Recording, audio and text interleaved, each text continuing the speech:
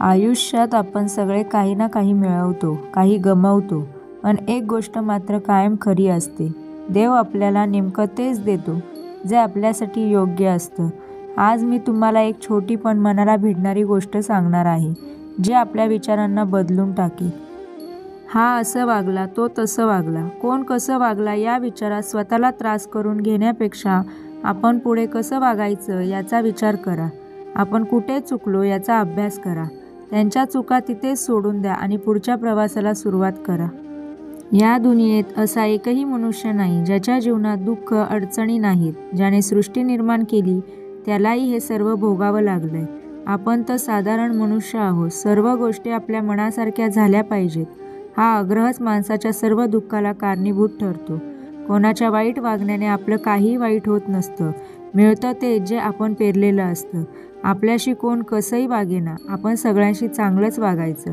इतकं चांगलं की विश्वासघात करणाराही पुन्हा जवळ येण्यासाठी तळमळला पाहिजे. आयुष्याची खरी किंमत तेव्हाच कळते जेव्हा स्वतःच्या जीवनात संघर्ष करण्याची वेळ येते.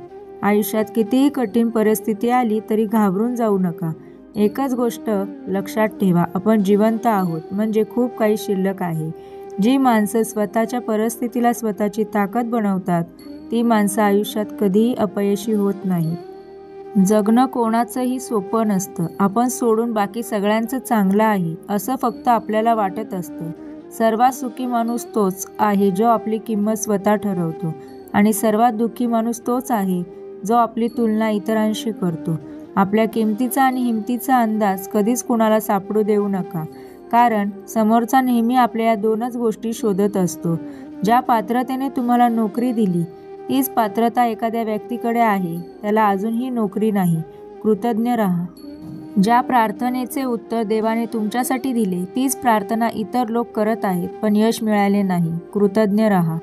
तुम्ही रोज सुरक्षितपणे जो रस्ता वापरता तोच रस्ता आहे जिथे अनेकांनी आपले मौल्यवान जीव गमावले.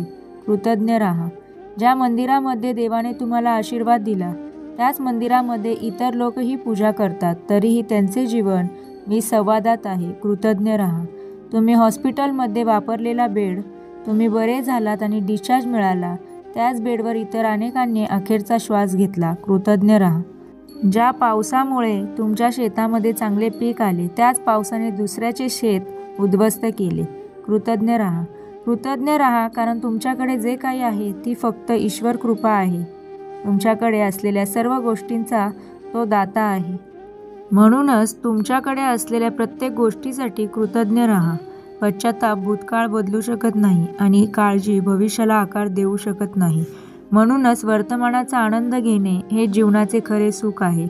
दुसऱ्यांबद्दल वाईट बोलून त्यांचे दुर्गुण सांगून आपला चांगुलपणा आणि कर्तृत्व कधीच सिद्ध होत नसते.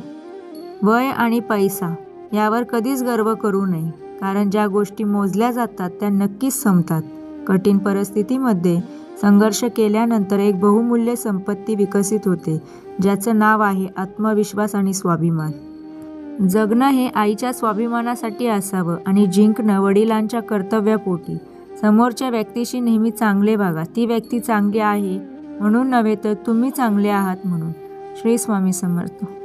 या व्हिडिओमध्ये मला एवढंच सांगायचं आहे की नकारात्मकतेत, रागात, चुका शोधण्यात किंवा भूतकाळात अडकण्यात काही अर्थ नाही.